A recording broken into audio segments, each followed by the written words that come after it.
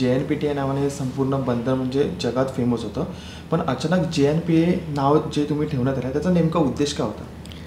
पूर्वी ही जी सरकारी सगळी बंदरं होती, भारत सरकार ज्यांना नियंत्रित करतं, ते एक मेजर पोर्ट ट्रस्ट ॲक्ट खाली सगळे काम करायचे.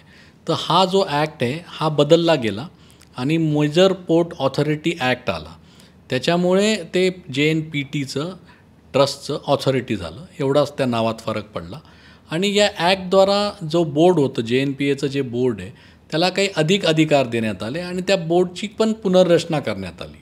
कारण की हा ॲक्ट फार जुना होता आणि आता नवीन जो लिबरलायझेशन झालं आणि आपण नव्या PPPच्या पॉलिसीज आणल्या, ज्याच्यामध्ये काही जे टर्मिनल्स आहे ते प्रायव्हेट प्लेयर्सला दिले.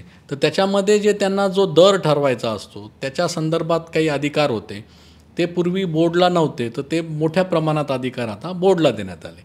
त्याच्यामुळे हे JNPTचं JNPAमध्ये रूपांतर झालं.